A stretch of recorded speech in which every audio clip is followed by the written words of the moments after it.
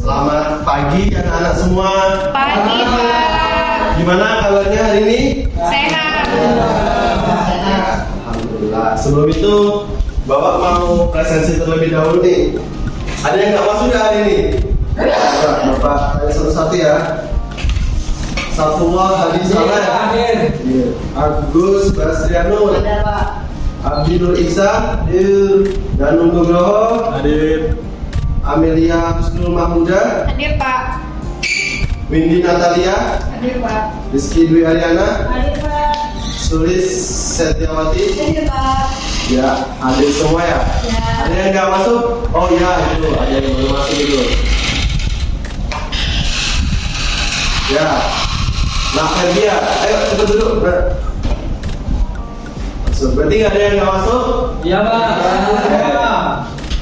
Berarti sebelum kita mulai pembelajaran hari ini, mungkin ketua kelasnya atau salah satu bisa bantu Bapak buat pimpin doa terlebih dahulu ya. Mungkin Danu boleh pimpin doa terlebih dahulu.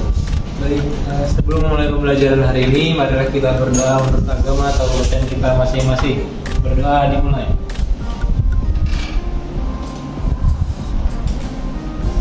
Berdoa selesai. Ya, baik. Sebelum kita masuk ke materi, Bapak mau tanya dulu nih, kalian masih semangat nggak ini buat belajar matematika? Masih semangat nggak? Coba Bapak tes dulu. Di sini sebelum kita masuk ke materi, Bapak punya sebuah game. Game gampang sih, mungkin kalian sudah nggak asing lagi. Game nama gamenya Clue, oke? Jadi clue-nya adalah kelap kelip, oke? Clue-nya adalah kelap kelip. Coba kalian perhatikan Bapak. Bapak akan memfoto ruangan di sekitar kita. Oke. Cekrek, cekrek, cekrek, cekrek, cekrek, cekrek. Berapa kali Bapak foto? Nggak ada. Sekali Pak. Salah, masih salah semuanya. Ada yang tahu berapa kali Bapak foto? 3. Ingat, clue-nya adalah kelap kelip. 3 Pak. Hampir benar 3. Coba sekali lagi Bapak foto ya. Bapak akan memfoto ruangan di sekitar kita. Cekrek, cekrek, cekrek, cekrek, cekrek, cekrek. Berapa kali Bapak foto? 2. Betul, betul. Ada yang paham sudah? Belum, Pak. Belum. Coba Nabi jelaskan dari mana duanya? Dari kedipan mata, Pak. Betul. Jadi tadi keluarnya kelap kelip. Jadi kalian perhatikan. Makanya Bapak tadi minta perhatikan Bapak dari kedipan Bapak saat memfoto. Jadi jangan perhatikan berapa banyak Bapak memfoto ya, tapi dari kedipan Bapak. Oke. Kita lanjut ke materi kita saja. Untuk sebelumnya sudah Bapak jelaskan yaitu jenis-jenis transformasi kan? Yang pertama ada translasi, kemarin Bapak sudah jelaskan juga. Yang selanjutnya yaitu refleksi, sudah kita pelajari juga di pertemuan sebelumnya.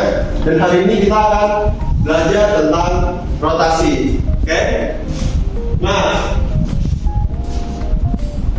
tujuan pembelajaran hari ini yaitu kalian akan mengerti maksud dari rotasi atau perputaran dan juga dapat mendeskripsikan rotasi menggunakan koordinat kartesius. Di sini Bapak punya gambar. Kalau kalian perhatikan, di situ gambar orang lagi ngapain? Menari. Oke, tariannya ada yang tahu nggak itu tarian apa? Dari Dayak. Tarian Dayak. Ya, jadi di sini ada seseorang sedang menarikan tarian Dayak atau tarian burung enggang. Nah, di sini ada yang pernah lihat nggak secara langsung tarian burung enggang di sekitar? Pernah, Pak. Nah, pernah. Gimana? Coba Mbak Fendi pernah lihat nggak? Pernah Pak, Pernah. Di mana? di pentas sekolah Pak. Pentas sekolah. Nah, pasti udah nggak asing kan ya dengan tarian burung enggang. Nah, kalau kalian perhatikan di tangan penari itu ada yang namanya, coba kita perhatikan nih, tarian burung enggang. Kalian perhatikan di tangan penari itu ada yang namanya kirip. Ada yang pernah dengar kirip? Belum. Nah, jadi namanya yang digunakan oleh penari itu namanya kirip. Nah, kirip itu kumpulan ekor dari burung enggang. Jadi kita membuat itu dari ekor burung enggang yang ditata secara mengikat atau dipakai dengan cara menyematkan di jari ketika upacara atau penari, yaitu tarian burung enggang tadi. Nah, di sini kalau Bapak ilustrasikan nih, itu bentuk dari kirimnya itu. Nah, cara membuatnya kita akan menggunakan materi kita hari ini, yaitu dengan cara mentransformasikan dari kumpulan ekor-ekor burung enggang tadi. Nah, selanjutnya kita akan masuk ke materi kita nih. Sebelum itu Bapak mau tanya dulu nih. Yang pertama itu sebelum kita buat secara melingkar tadi, kita buat ada yang pertama ada 2 helai ekor burung enggang kan. Nah, 2 helai itu membentuk sudut berapa? Ada yang tahu? 90. Nah, helai yang kedua ini anggap saja helai yang pertama yang di atas, helai yang kedua yang di samping. Nah, jika Bapak taruh di bawah, maka dia diapakan? Diputar, ya, diputar sebesar ya 180 jika dari atas. Jika Bapak taruh di sebelah kiri, diputar sejauh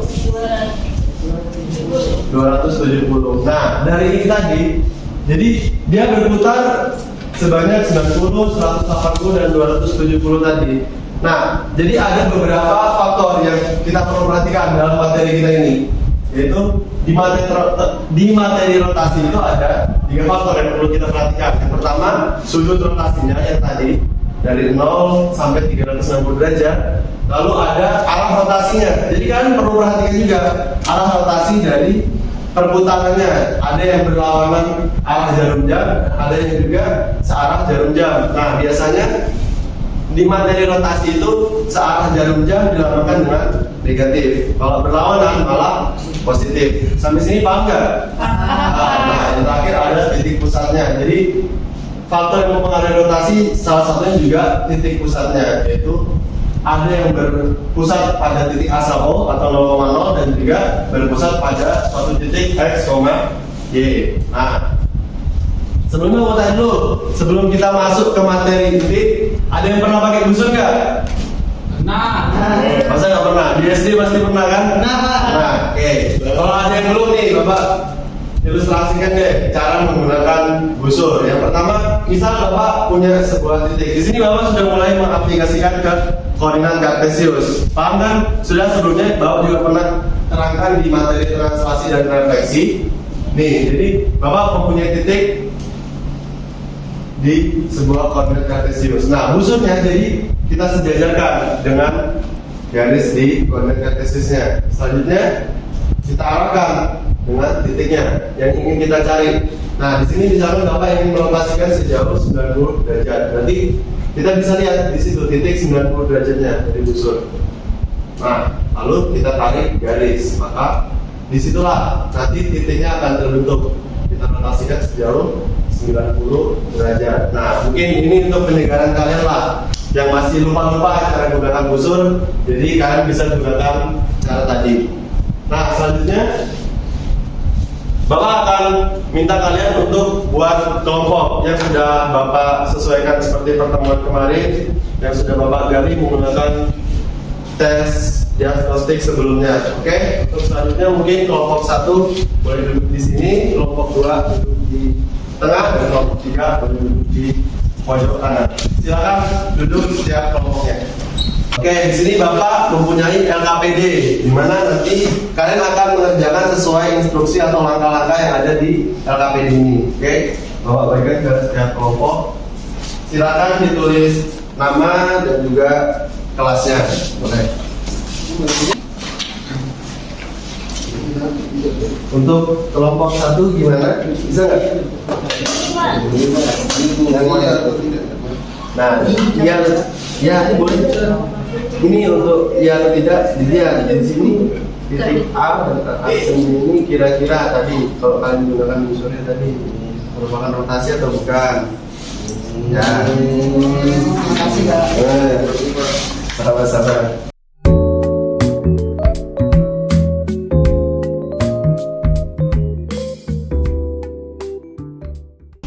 Oke, selanjutnya sudah selesai semua? Sudah. Selesai. Nah, selanjutnya kita akan salah satu kelompok kita akan mempresentasikan hasil dari penyajian LKPD tadi. Mungkin salah satu kelompok ada yang bersedia untuk maju menerangkan kepada teman-temannya juga hasil dari LKPD-nya. Kelompok berapa? Kelompok 1. Oke, kelompok 1 mungkin. Semuanya Pak. Semua Pak.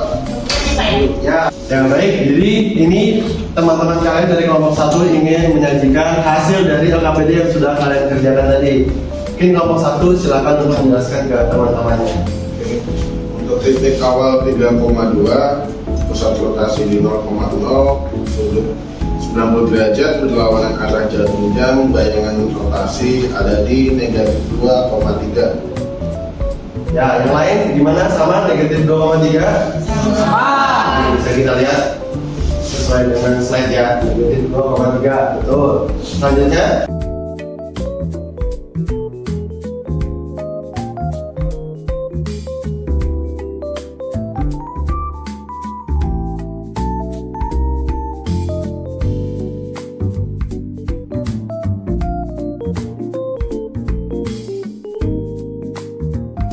sampai sini ada yang ingin ditanyakan? Ya, ada. Oke, kita beri pause dulu buat kelompok 1. Terima kasih. Nah, selanjutnya Bapak mau tahu nih, mau tahu pemahaman kalian mengenai rotasi tadi.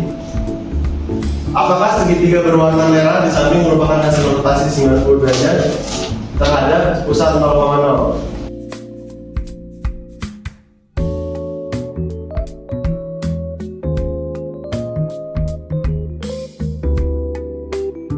Oke, sampai sini ada yang ingin ditanyakan? Tidak ada Pak. Oke, jika sudah, selanjutnya coba kamu mau tanya, kita akan menarik kesimpulan dari pembelajaran kita hari ini. Apa kata padanan dari rotasi tadi? Ada yang ingat nggak? Perputaran. Ya, putaran. Terus, kalau kalian perhatikan tadi setelah rangkaian pembelajaran, di situ hasil rotasi objek mengalami perubahan bentuk dari objek aslinya nggak? Saat diputar? Tidak. Ya. Nah, lalu posisi suatu objek hasil rotasi merupakan mengalami perubahan nggak terhadap objek aslinya? Ya. Perubahan tadi rotasinya itu kan? Nah, lalu ukuran objek hasil rotasinya mengalami perubahan nggak dari rotasi tadi? Tidak. Nah, berarti kita dapat simpulkan ternyata suatu objek jika kita rotasikan atau kita putar itu ukuran atau bentuknya pasti sama, nggak bakal berubah. Sama seperti translasi dan refleksi yang sudah kita pelajari sebelumnya. Nah,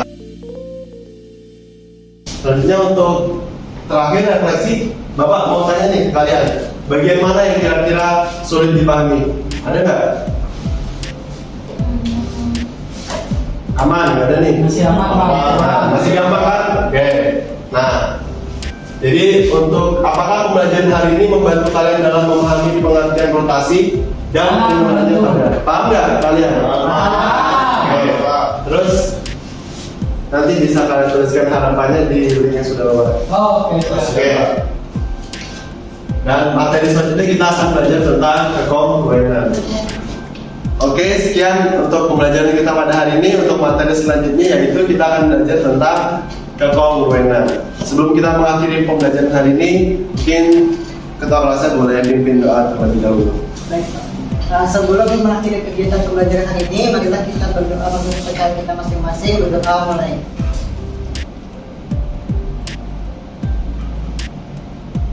Berdoa selesai. Oke, sekian dari Bapak. Kurang lebihnya mohon maaf. Assalamualaikum warahmatullahi wabarakatuh dan selamat pagi.